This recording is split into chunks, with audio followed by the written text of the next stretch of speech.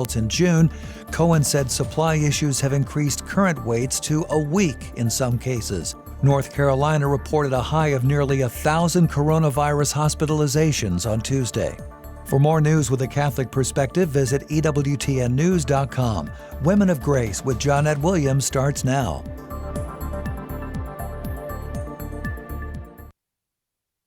This is Women of Grace Live, discussing issues important to your life and faith. Spiritual insight, practical wisdom. Join us as we transform the world one woman at a time. Women of Grace, for such a time as this. Now, here's your host, Johnnette Williams. Well, good morning, everyone, and welcome to Women of Grace Live. I am Johnnette Williams, and I am thrilled to death to be with you today. I certainly am. What a beautiful day this is in the Lord. So much I want to share with you in these first 9 minutes, but I certainly do want to remind you what today is. It's Wednesday. And you know what Wednesday is? Wednesday is Wacky Wednesday. And I don't know, my world is a little wacky right now, quite frankly. Maybe yours is too. We're going to talk about that today with Sue Brinkman, who obviously has a topic in mind for us, and we're going to head off with that right after the first break today. So, you know, whatever is wacky in your world, jot it down and we'll get to it. And if you have any questions about things that you're seeing out there that you think are just a little off-centered, and let me tell you what, I mean, everything is a little off-centered right now. Please do jot it down, and it'll be stuff that we can talk about, and you can call in to advance the conversation. Let me give you that number. It's 833-288-EWTN. That's 833-288-3986. It's toll free for you right here in North America. We certainly do invite you to pick up the phone and give us a call so that we can have that holy conversation with you. Additionally, we're available for you out there at EWTN Radio's YouTube channel and Facebook page. Just get on out there, use the chat feature. Put your question, comment, insight, inspiration, or word of encouragement in that chat feature. Jeff Burson, our producer, also our social media manager, will dash on out there and he'll get it and put it on the board and we can talk all about it. We've got Ryan Penny answering the phones today, I do believe. If I'm wrong, I know that I'm going to find out, and I am. It's Michael Burchfield. Hello, Michael. Welcome, welcome. Please do give Michael a call. Again, it's 833-288 EWTN. That's 833-288-3986. Certainly looking forward to hearing from you. And we are hoping that you are going to join us this weekend for our Women of Grace retreat. It's a virtual retreat. We've never really done a virtual retreat before. We have done a whole lot of webinars and all, but this is going to be a new experience for all of us. It's going to be terrific, though. I know the Lord has much in mind for us. And as I like to say, you know, if you're going to receive the grace God wants you to receive, you've got to get under the spot where the glory pours out. And the glory is going to be pouring out and right on you when you join us for this beautiful event that's taking place July 10th and 11th. It begins the evening of July the 10th and it runs through the evening of July the 11th. It is a beautiful opportunity to come together as the daughters of the Most High God and to celebrate a very true fact about ourselves. Do you want to know what that very true fact is about ourselves? I'm going to tell you right now. That fact is that we were made for happiness. We were made for joy. Now, sometimes we look at the world, we look at our lives, we look at the things that are going on, and we say, oh, I don't know about that because I'm not feeling very happy. I'm not feeling very joyful. But this weekend, we're going to be talking about why it is that we're made for happiness and made for joy. And not only why and how, but we're going to discover the way in which we obtain that happiness and that joy from all of the spiritual blessings that God is bestowing upon us. We're going to be discovering all kinds of things about ourselves as women, as well as the way in which we interact with others and the way in which that can bring us joy too. We're also going to be talking about the joy of healing. Kathleen McCarthy, one of our guest speakers, is going to be talking with us about healing, and we're going to have a healing service, which she is going to participate in. To a great extent, she's really kind of front and center at that event, along with Father Peter John Cameron, and that is going to be Saturday evening. I'm going to be presenting as well. Father Peter John is going to be speaking with us as well. Samantha Kelly is coming. I interviewed her yesterday on the air. If you didn't hear that interview, one you're going to really want to hear. So I invite you to get out there to the EWTN app and go to Audio on Demand and scroll on down to Women of Grace. I think they're kind of alphabetically listed, so you're going to scroll down to where W would be, which is towards the end of the alphabet. Click on that and you will be able to listen to that podcast and become familiar with her. She is also going to be leading a retreat for our young women of grace in a 2-hour block on Saturday afternoon from 2 until 4. It's free. It's free. It's free. Did I say it was free? Yes, it's free for the young women.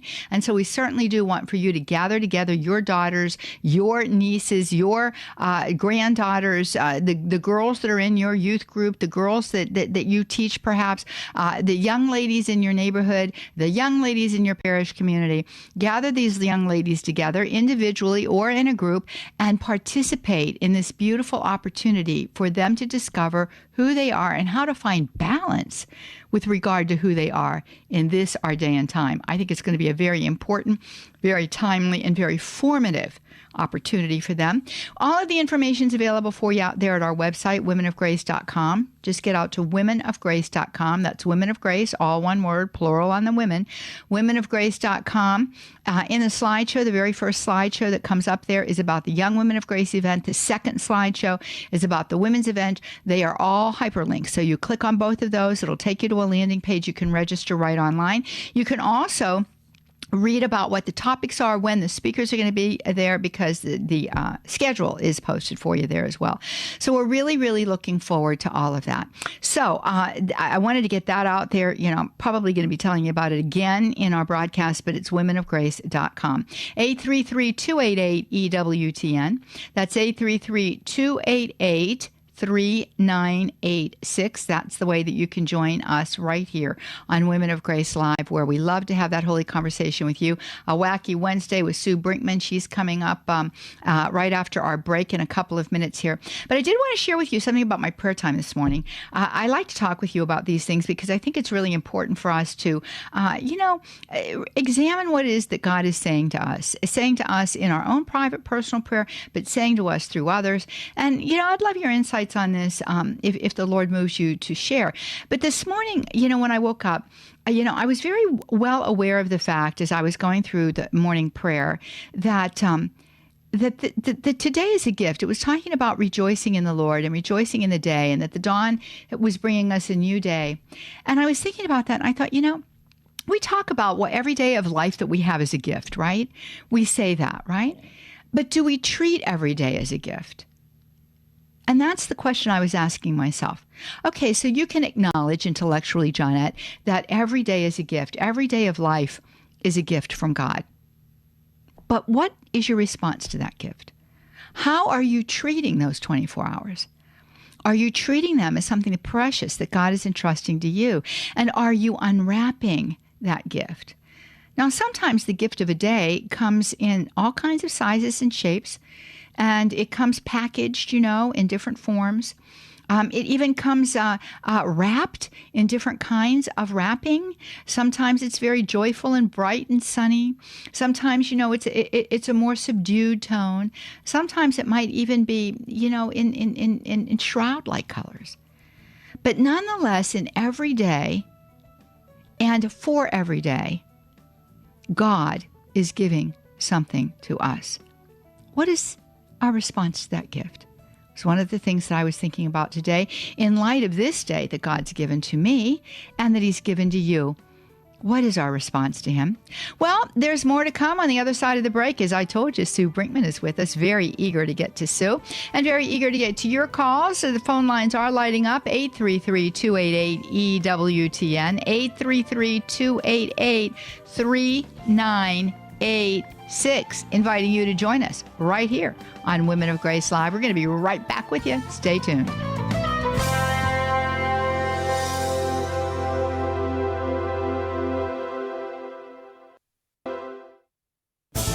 Coming up later today on Cresta in the Afternoon. June 26th marked the death of Hans Urs von Balthasar, one of the most significant and yet controversial theologians of the 20th century. Dr. Matthew Levering is my guest. He credits von Balthasar for his own conversion to Christ and clearing the way for him to come into the church. He'll give us an introduction to the great man's work. Cresta in the afternoon, 4 p.m. Eastern on EWTN Radio. EWTN, helping people grow in their love and understanding of God. I just wanted to thank you for your show. It's made such a huge difference in my faith life because if you don't know why you're doing things and you're just going through the motions, it's totally pointless. But if you know why, it's infinitely meaningful. So you really helped me make a 180. EWTN. Live truth. Live Catholic. Father Benedict Rochelle.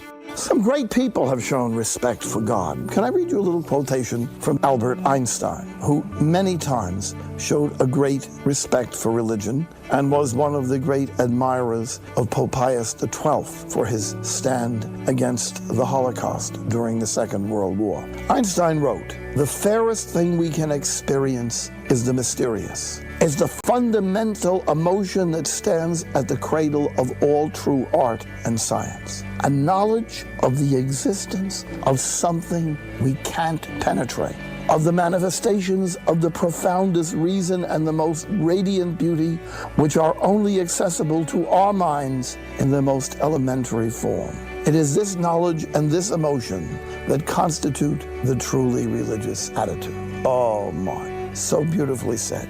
The people you know and trust are on EWTN. Transforming the world one woman at a time. Let's return to Women of Grace with Johnnette Williams. Welcome back, friends. You are listening to Women of Grace Live. I am Johnnette Williams, and we're delighted to be with you today, inviting you to give us a call right here, 833-288-EWTN. That's 833-288-3986. That is the way that you can join us live here on Women of Grace Live, where we do love having that holy conversation with you. Sue Brinkman is in the house, and we're going to be talking about all things wacky on this Wednesday. We certainly are. We've got a couple of topics lined up for you, but you know what? We give you the phone number because we want you to use it. So we want to hear what you have to say today. 833-288-3986. She'll answer all of your questions about the oddities that we see happening in the world today. We're gonna crown her queen of answering questions about oddities or something. Anyway, all of that being said, we're eager to hear from you. That's 833-288-EWTN, 833-288-3986 is the number for you to use. Also want to remind you that you can use EWTN Radio's YouTube channel and Facebook page as a means to communicate with us. The chat feature is there just for that purpose. So put your question or your comment, your insight, your inspiration, or your word of encouragement in there. We have Elizabeth on the line. Elizabeth, keep holding, honey. We're going to get to you in just a second. And but first, I want to introduce Sue Brinkman, whom you all know by now as our New Age researcher. She blogs about the New Age all of the time. She conducts many of the webinars that we have, her being a third order Carmelite, or is it she being a third order Carmelite? Got to correct that grammar as soon as you make a mistake. It's one of the ways in which we correct it, and start good, healthy habits on grammar. Anyway, all that being said, Sue, welcome. You're such an English teacher. I can't get away from it. I'm doing just fine today, but I will watch my English during the show, I promise. When I promise not to correct, but sometimes I have to admit it just blurts out of my mouth. I can't help it. You know what I mean? Yeah. And it's like, oh, or I'm correcting it in my head and I'm saying, oh, Johnnette, stop it. But I don't know, those religious sisters trained me well. Yes, we should have an exemption, though, because it's Wacky Wednesday. Well, that's true. Yeah, we should. I think we should. We can talk in the vernacular of wackiness. That's our own vernacular now. Okay, I'll take it. It's true. Well, we do have some big topics to get into, but I want to get to Elizabeth because she's calling about the event this weekend that we're so excited about. So let's get to Elizabeth. She's in Lafayette, Louisiana. She is listening to us via EWTN.com. She is a first-time caller. Those of you out there in social media land can see that I'm ringing my first-time caller bell to welcome Elizabeth. Hi, Elizabeth. Hi, Johnnette. How are you? Good, and you? Very well, thank you. So you have a question for us, huh? Yes, I do. I love your show. It's always very inspiring, especially in these times. It's always so good to hear EWTN hosts be so uplifting and still inspiring. Well, thank you. But yes, I was very interested in the retreat that you guys are giving. But I was also just really interested in the part where you're doing the spiritual healing. And in my experience, you've always, healing services, you've always had to be present. Maybe there was laying of hands or the monstrance being, prayed right above you. So I was wondering how much or how are these graces being able to be received virtually? How much can you receive them just as much as being in person? Well, it's a beautiful reality, Elizabeth, about our God, because he is not limited by time or space. He's not limited by any kind of boundaries or measurements that we could put on him. So he's outside of all of that. And what he looks at is the receptivity of our heart. So if we are receptive, if we are in an attitude of being completely open to him and vulnerable to him, to let him come into those areas within us that most need to experience him, most need to be freed by him, most need to be healed by him, he can do that. And there's been many, many times in my life, and maybe you've experienced this too, I don't know, where, I've been in a situation where I really, really need some advice and counsel, but I also need a lot of prayer for inner healing, or I even prayer for physical illness. And I'll call someone that I know that operates in that gift, and they'll pray for me on the phone. And I have received graces via the phone that way, where I've been set free from various kinds of ailments or, spiritual maladies. So God is not limited, right? So yes, is it lovely when we can receive that way? Well, yes, because God's created us with senses, senses, and one of those senses is the capacity to respond to someone touching us, or the expression, in a person's eyes that's immediately communicated to us in that very second. There is something about that. But God is not bound by our senses. So absolutely yes. And I do want to tell you that as near to the Malvern experience as we can make this be, we are striving to make it be just that. So our healing service, led by Kathleen McCarthy this year, which I'm so excited about because she operates in the gift of healing beautifully, spiritual healing, physical healing, deliverance kinds of things that have happened through her ministry. She, we are also going to be having the Blessed Sacrament available to us virtually. So Father Peter John Cameron we will have an exposition of the Blessed Sacrament. We'll have a benediction of the Blessed Sacrament. And though Jesus is not in the room with us, He's always in the room with us, right? He's not in the room with us in the sense of the Blessed Sacrament, the host being in the room with us, but he's always with us. So we're striving for that. Women at the Well, who always provides us with our music ministry at these events at Malvern, will be doing a concert for us, and also they'll be present throughout the healing service and at various points in time throughout the weekend that we're going to spend together, the time over the weekend that we're going to spend together. So I would want for you to come. God, who knows, especially in this time of great need, wouldn't you say, Sue? I mean, especially in this time when we're in these peculiar circumstances, it's like he's just, he's barreling through everything right now to be present to us. Oh, he is doing that, and he's going to use any medium that he can get to reach us. And I think this is a perfect one. And I know it's going to be a new experience for us here at Women of Grace to do a retreat this way. But I was thinking of that when you said it earlier in the show. Every one of our retreats is a new experience. That's true. It really is. Every one is. And I think this one is going to be particularly joyous, particularly healing for people, because we're all anxious. We're all suffering right now from all kinds of different anxieties, but with all the rioting in the streets, with the pandemic going on, things that might be happening within our own families, loss of jobs, financial instability. We need joy. We need the joy of the Lord, and we need to be healed by that joy in the Lord. And that's what he can do through us. And it doesn't matter if it's being done virtually or in person. Jesus is not stopped. His power is not stopped. Just because you're not necessarily there in person, right? I mean, he's just as powerful, So, I think that it's very important. And it's just do not miss event as far as I'm concerned. Every retreat is memorable, everyone. It's true. And I'm sure this one will too. Well, thank you, Sue, for that. And you know what? It's absolutely true, Elizabeth. So, what you just said, Sue, I want to underline for Elizabeth and everybody else that's listening. Our Women of Grace retreats and our Women of Grace conferences, our webinar, they are experiences. It's not just coming together to hear a lot of speakers. It's not just intellectual. It's something that's very experiential. And we always tell the ladies, if you come with an open heart, God is going to do and perform wonders in your life.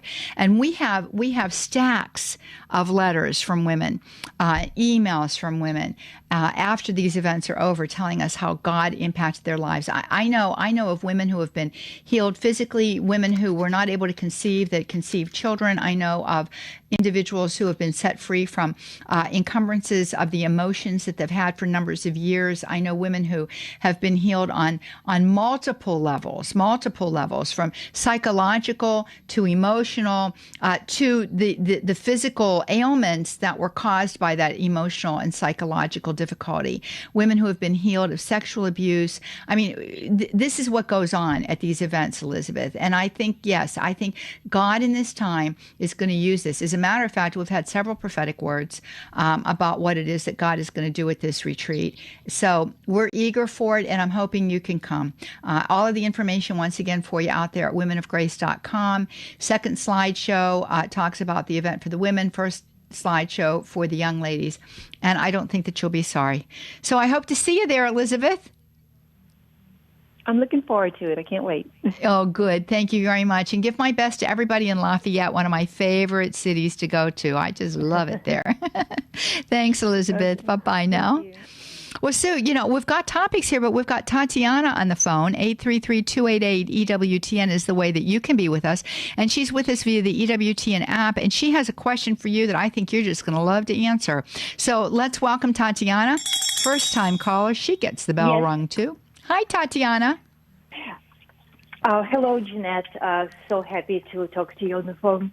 Thank you. I have a question about medical medium. I have a new friend, who is so excited about this person, Anthony Williams, and he has a book, and apparently his experiences with divine led him to become a healer.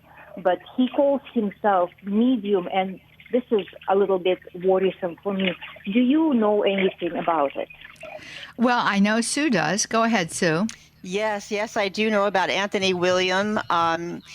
He explains on his website just exactly how he goes about his work, and he consorts with what he calls a high-level spirit who provides him with extraordinarily accurate health information that's often far ahead of its time. This is what he claims. He claims that his gift first appeared when he was 4 years old, when he told his family member that his apparently healthy grandmother had lung cancer, and medical testing confirmed the diagnosis that she did have it. Now, that, of course, is not anything miraculous on Anthony's part. The Satan, I'm sure, knew that this grandmother was suffering from cancer, and he's very much involved in passing along that information. People fall for mediums so easily. And that's only because I think they don't understand how Satan operates and how clever and how smart and how powerful he is. They don't get any of that. And so they think these mediums really have powers that they don't have. Many of Anthony Williams' claims have been thoroughly debunked by science. In fact, some of them are quite dangerous. I would not get involved with a medical medium under any condition. That is consorting with evil, even if the person feels that they have been healed. That is very typical of Satan. He is a master at delusion. He's also, as we know in the book of Job, God sometimes permits him to cause an illness. So you can also claim that you've been healed because Satan decided he was just going to withdraw that. So that happens too from time to time, although it's more likely that it's just the power of suggestion or illusion that's making her think that she has been healed. When the medical medium cannot heal because they are consorting with evil, and evil is not capable of doing anything good such as healing. So it's impossible that she was healed by him. It's simply not possible in a spiritual sense. It's not possible. So I would say to steer very clear of it, regardless of whether or not you think you've been healed. I would scoff at that, and I would just say to the evil one, you're not fooling me. I know better than this, and I'm going to stick with my God and with the healers that my God sends me to, that don't consort with higher level spirits. You know, we don't need to get involved with that kind of stuff, especially when we're not healthy. That's the last thing we need, is to open ourselves up to that. Does that help you, Tatiana? Absolutely. Absolutely. Thank you so much. You're welcome so much. Thank you. Researched it more than I did. Thank you. Well, thank you, Tatiana. Thank you, Tatiana. I love your name. Isn't it pretty? It's so pretty. It's so musical. Thank you so much. And thank you so much for your beautiful prayers. It's incredible, Johnnette. It affects. It has beautiful effects on everyone. Oh, well, may God be praised for that, Tatiana.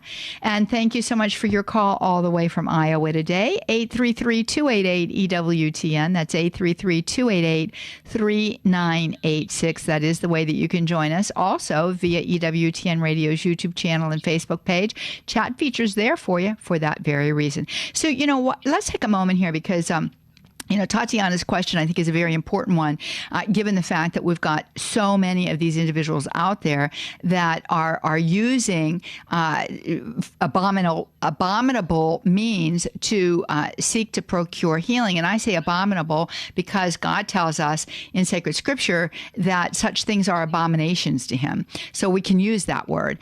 But what is the difference? And I think that this is important. What is the difference between the gift of healing, as we were talking about, in light of the upcoming retreat, versus what Tatiana raised with regard to mediums? Well, a medium is relying on an evil power to bring about healing. That's what they're relying on. They're like what he said, Anthony Williams said, is a higher spirit. Okay, when we pray for healing, we are interceding for the person, but we're leaving that up to God. We're not commanding him to do anything the way a medium would command a spirit. We're not commanding God to do anything. We're leaving it up to God. We're serving as intercessors for the healing of that person. And that's really, I think, the major difference there. Mm-hmm. You know, we are consorting with the Lord, and we are going along with his will. We're not commanding him to cure this person. We're interceding and asking and pleading with him to do so and to bring about healing. So that's the big difference. One is consorting with evil, and the other one is consorting with the greatest healer who ever walked the earth, who is Jesus Christ. Yeah. So, that there's a wide difference between those two. Yeah, absolutely. Yeah. So, and, if the gift of healing is talked about in sacred scripture, and the evil one loves to counterfeit the gifts of God, right? And remember, Lucifer was, the brightest of all angels, and he was incredibly intelligent and had many, many different graces that God had given to him. Now, what happened when he fell from the heavenlies is that the powers that he had been granted did not go away, but he corrupted their use, right? And so he imitates healing, but he is not a healer. And even if there seems to be a temporary relief, which can happen, the fact of the matter is there will come a day when that will come back. And remember what it says in scripture, with seven more demons, right? So we don't mess around with that kind of stuff.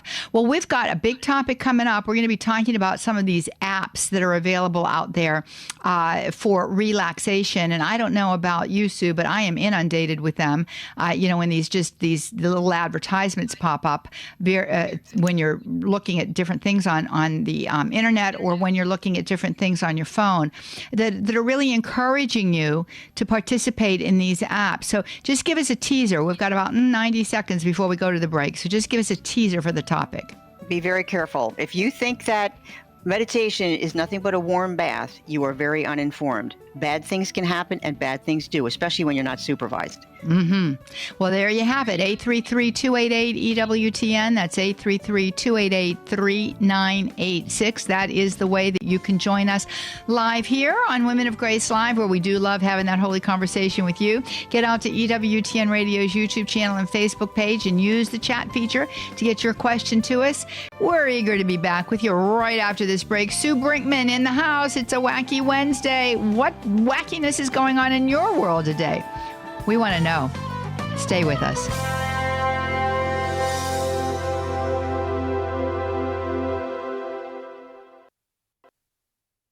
The World Over with Raymond Arroyo is EWTN's weekly news magazine program from Washington, D.C. The World Over, Thursday night, 8 Eastern, on EWTN Television and Radio. Want the latest pro-life news? Want it delivered? Sign up. It's free.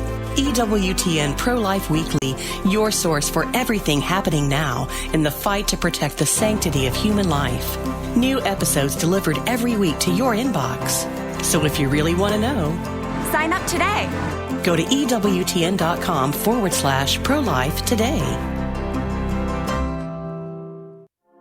I just had to share one particular way God's blessing me through this. We human beings tend to live in constant forward motion, especially in the Western world. We presume everything is stable, secure, and we just go, go, go. And there's a beauty about American culture that embodies that ideal of going and conquering and moving. But the flip side of that is we can overlook some of the most important things in life. And for me personally, this mandatory Sabbath that God is letting happen to the world right now, where we might be busy, but it's also an imposed sit down, shut up, stop presuming that all your plans are going to pan out exactly as you want. It mandates that we focus in the moment, and there's an incredible grace in that. I found myself taking walks with my kids every day. I didn't do that before, but you know what? I want to learn from this time so that when this is over, we're looking back at it.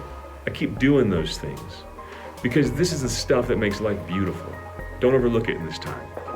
For more, Chris at 44144. This is Chris Stefanik on EWTN Radio. Hi, this is Dr. David Anders. There's only one show for non-Catholics, Called to Communion, coming up this afternoon, 2 p.m. Eastern on EWTN Radio. Now, back to Women of Grace with Johnnette Williams.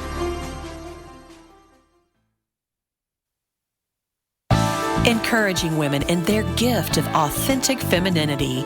Here's more Women of Grace with Johnnette Williams. Welcome back, friends. You are listening to Women of Grace, and I am so happy to be with you live today on our Women of Grace live broadcast. We're inviting you to give us a call, 833-288-EWTN. That's 833-288-3986. If you're outside of North America, your number, country code 1-205-271-2985. Again, that's country code 1-205-271-2985. Also, inviting you to join us via EWTN Radio's YouTube channel and Facebook page. Use the chat feature to get your question up here. I want to remind you, too, about our Women of Grace retreat coming up this weekend. I talked all about it in the first half, but maybe you're just joining us. So I want you to get out to our website, womenofgrace.com. Number 1 and 2 in the slideshow is all about the retreat. The first one for the Young Women of Grace retreat that's taking place in a 2-hour block, free, on Saturday afternoon, and the Women's Retreat in Slideshow 2, which begins in the evening, July the 10th, running through the evening of July 11th. Both of those are hyperlinks. You can register online. The schedules are out there, so take a look. It is a Wednesday. It's a wacky Wednesday. Sue Brinkman is with us. We're talking about all kinds of things going on. We want to hear about what's wacky in your world. 833-288-EWTN. Again, that's 833-288-3986. When we went to the break, I was telling you that we have a topic today that we want to get into a little bit, and you're welcome to respond to this or ask any other questions having to do with the things that we talk about on Wacky Wednesday. But these apps, I don't know if you've seen them, but there's so many of these apps now that are offering you ways to calm yourself, ways to relax, ways to practice mindfulness, ways to meditate. And Sue is here to tell us that you better be really discerning. As a matter of fact, maybe you should just avoid them altogether. Sue? Yeah. These are this is the result really of the work of a doctor who I follow her work because she's doing some very unusual research. Her name is Dr. Willoughby Britton, and she's from Brown University. She is assistant professor of psychiatry and human behavior at Brown. And she's one of the only researchers that I know of that researches the negative experiences of meditation. And I'm talking about concentration-based meditation, your typical Eastern-based meditation. And it's important to note that Dr. Britton, this is one of the reasons I'm attracted to her work, actually does meditate that way. She doesn't tell you not to do it, which to me says that her work, because she is dealing with the negative, for some reason it just makes that work a little bit more special to me. because she is talking about some very real problems that people have, and they are not uncommon. In fact, they're quite common among people, in which she calls, and she spoke about in this particular podcast, mindfulness light programs, mindfulness light. And those, she said, that's what you're finding in schools. This is what you're finding on these meditation apps. And she says that the people that are coming to her, she has sort of like a little, a place called Cheetah House, cheetah as in the animal cheetah. And it helps people who are having negative experiences from meditation. She helps them to find the help that they need. But anyway, she said some of the most common things that she hears from people. And listen to what some of these are. These are what are known as disorganized arousal, meaning there's hyper arousal, and that means panic, agitation, insomnia, loss of appetite, involuntary movement, traumatic memory re-experiencing, or hypoarousal, which is HYPO arousal, and that's dissociations, such as, feeling outside the body, like you don't exist, you have a loss of emotions. These are things that people are reporting because they get involved in these meditation apps. And she's saying more and more people, she said quite a few, is how she described it, persons are showing up at her Cheetah House that are using apps. And she wouldn't name the apps. She just says that they are some of the most popular. That's all she would say about that. But, people will ask the question, are there some people just more at risk for this? And are there certain types of meditation that are riskier than others? And she says, there's no simple way to answer that question because you just don't know. There's so many factors involved in determining whether someone has a negative or a positive experience in your meditation. And that can depend on, what's your motivation for using the app? What's your personality? What's your physiological constitution? What's the particular practice that you're doing? What app are you using? How much supervision are you getting with that app? Are you just picking it up and doing it yourself and trying to figure it out, And as for which practices are riskier than others, and this one really made me take a step back, she's found that it's concentration-based practices, which are the ones that have you focus on your breathing, mantra-based stuff. Those are the ones that are among the most problematic. And that's really the ones that you really see most out there. But the other thing she brought up, and this is one that is a bone of contention with myself and other researchers into this field, especially into mindfulness, a lot of these apps are being presented to people as secular. And then the people will go to, they'll have an episode, and they don't know what to do. So they'll call the app, and they'll say, what am I going to do? Like in the one, she said, the person said something like, I don't feel like I exist. I don't have a body.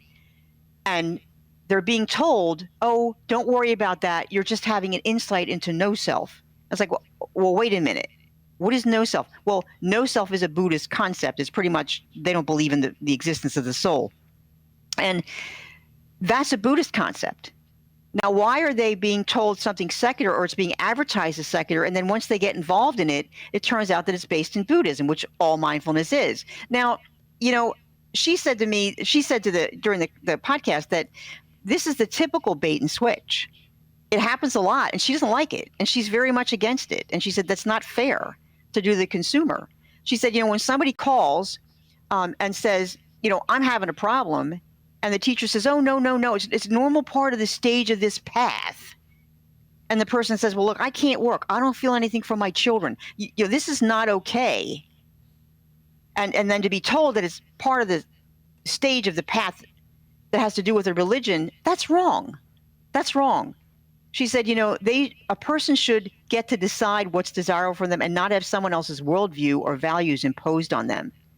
And she really says it like it is. She said, meditation, this kind of meditation is hard work. There's a lot of challenges with it. There's a lot of difficulties before you embark on one of these, experiences, like with your meditation app. I'm going to start doing this meditation every day. She said, it's just like a new exercise routine. It doesn't come without pain. There's a lot of work involved in this. And she said, if you think meditation is going to be fun and peaceful and calm, then you are extremely uninformed. And I think that is like that's a real surprise to a lot of people out there who think, well, I'm getting this because I want to calm down and relax. What is she talking about? She's talking about all the effort that goes into having to sit and concentrate, on your breathing? What can happen to you if you're not in the right frame of mind that day and you start to do that, and it starts to bring up traumatic experiences for you, and you don't have anybody nearby to help you, and you have nowhere to go, and when you go there, they're going to start telling you all this Buddhist stuff that you didn't sign up for.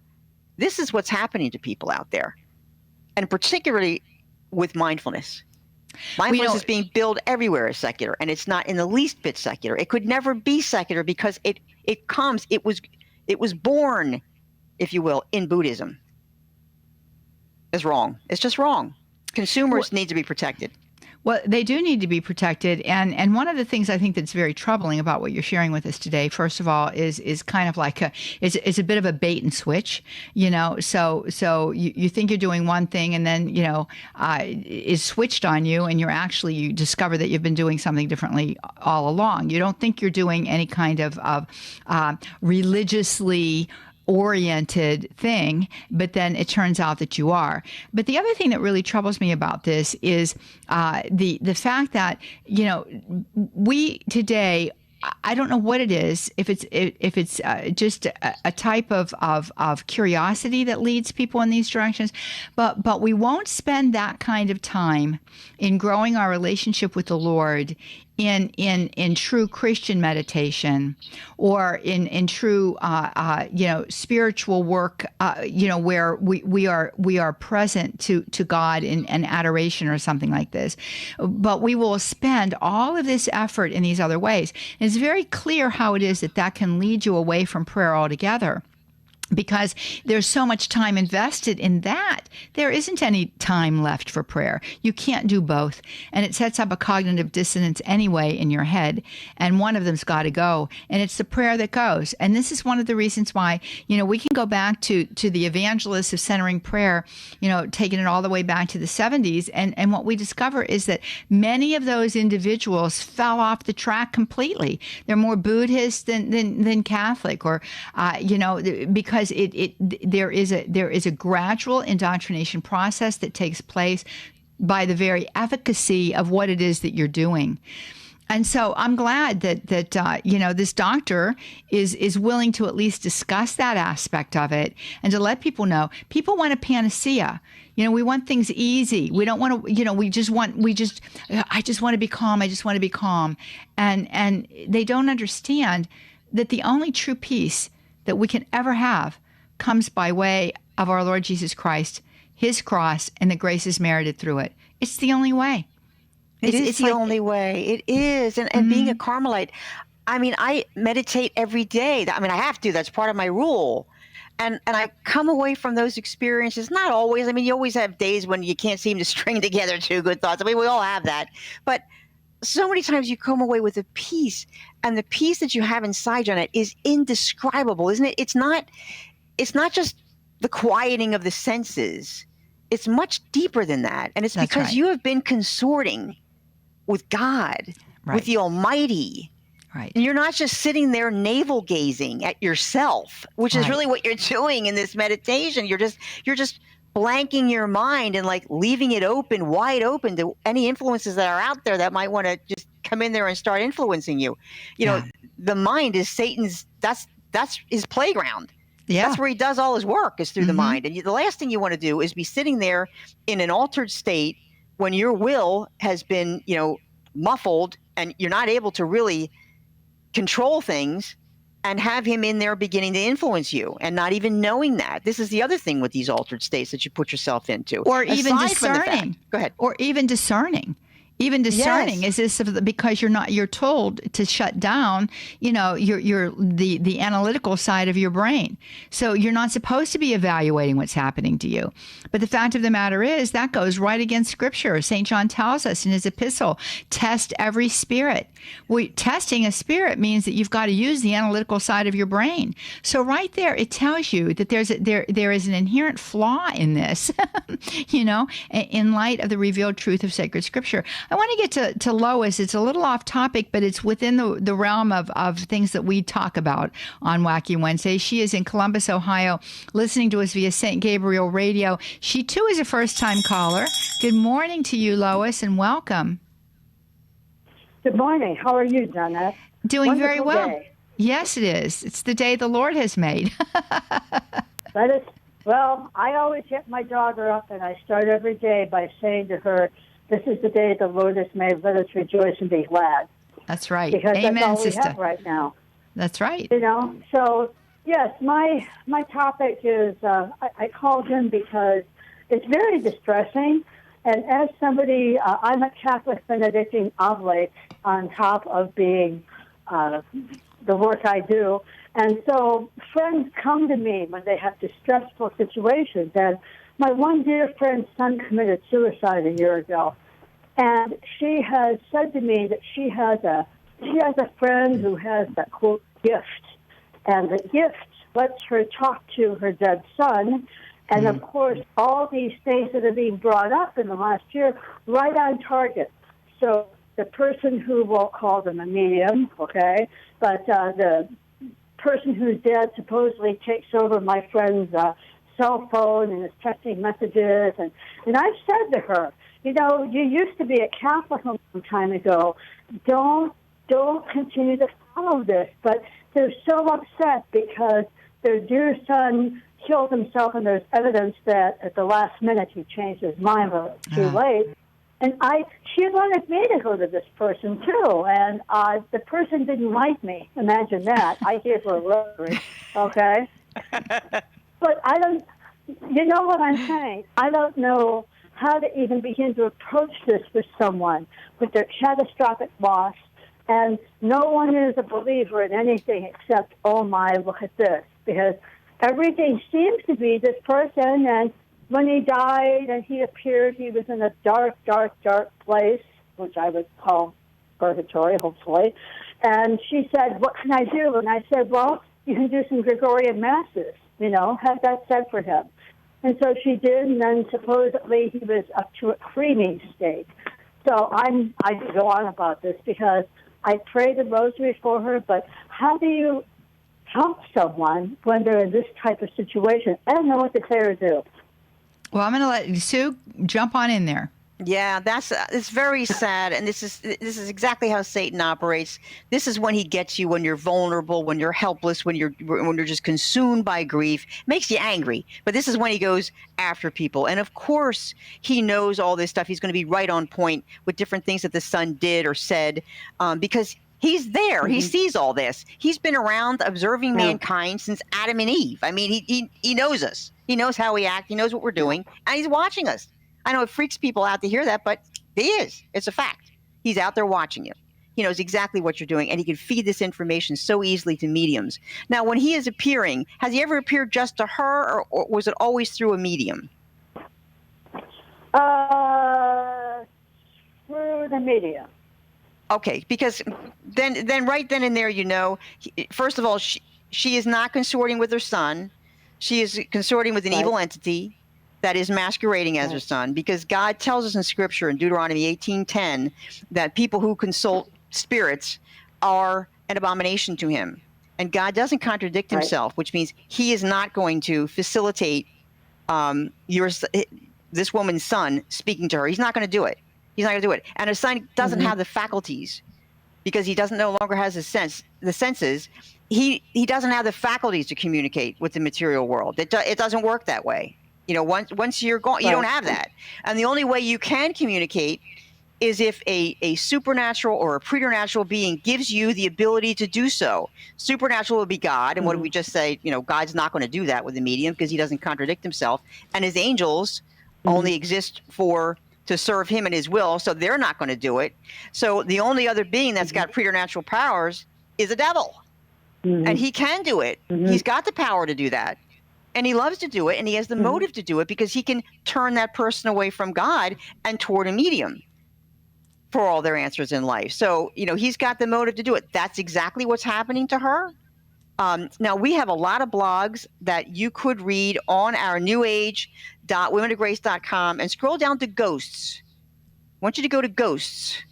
There's several different blogs in there on that, and it explains to you about why people who appear so-called, appearing to mediums can never be that person. And maybe that you will be able to come up with an explanation based on that information that you think your friend would understand. and help her to see that it's just not possible for him to be talking to her. So would it be a different answer if she did see him and not go through testing or whatever the medium says? Slightly, yes, because God does allow that. Okay. We know that God allows people to appear to us because he allows his mother, right? Mary appears to us. Right. He does allow souls from purgatory, but when they appear, they always ask for prayer, or they'll just stand there looking sad. They don't converse. They don't say anything. Or if they do speak, they'll ask for help. God doesn't let spirits come down to sit around and have a chit chat. I mean, he doesn't do that. Yeah. And if it's I never can frivolous like that. And if I can just interject on that, Lois, even if that were to happen, it's not a sure sign that that's still her, that is her son, because you have to discern every spirit. And I remember, I think it's I always think it's Saint Catherine of Siena, who told her spiritual director that Our Blessed Lady appeared to her, and the spiritual director said no. He discerned it. He said no, that was Satan appearing as Our Blessed Lady. So what, to Sue's point, they can manifest themselves looking like our dearly departed loved ones, right? And I understand this mother's grief. There's no greater suffering than losing a child. I can tell you that from personal experiences. It's a terrible, terrible suffering, and people just want out of the pain. They want out of the pain, and this woman looks like she's striving for certitude that her son is okay.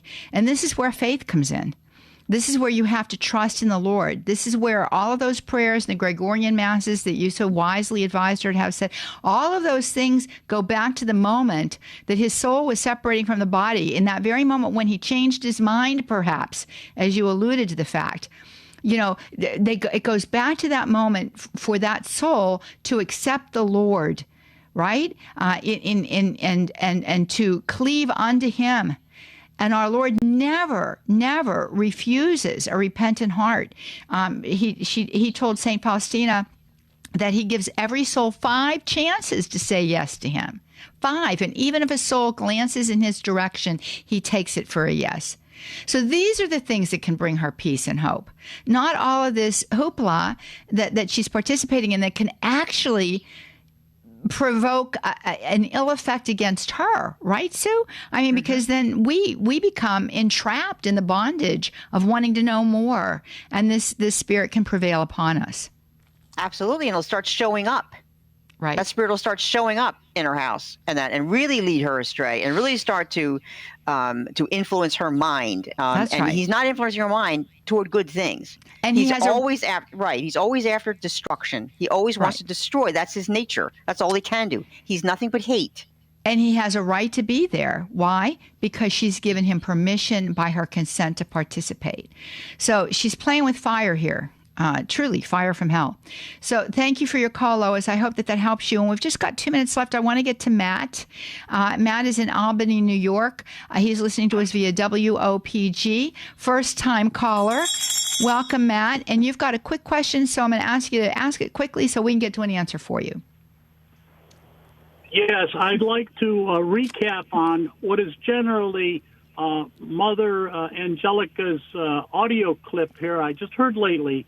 What is generally speaking amongst EWTN theology, I'll call it for lack of a better word, a very low regard for Father Thomas Keating and the centering prayer practice that he started. He's an international, world-renowned, God rest his soul, figure, a wonderful priest. I knew him.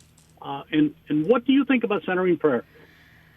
Well, I think centering prayer is transcendental meditation in a Christian dress. What do you say, Sue? Absolutely. That's exactly what it is. Yes, it is. So centering prayer is not good. And if you know the history of this, Matt, then you would realize the fact that it was a Buddhist monk that came into the monastery there to teach those monks and priests how to do this, and they tried to use Christian terms to describe it. We've written about it. It's out there on the blog, and it's in my book, The New Age Counterfeit. So no, we don't ascribe to centering prayer. Well, it's been great being with you, Sue. I'm so delighted that you were with us again Wednesdays, Wacky Wednesday with Sue Brinkman. Always an interesting program. And Emil, I want you to know I'm tucking you into my prayers today. God bless all of you. Bye-bye.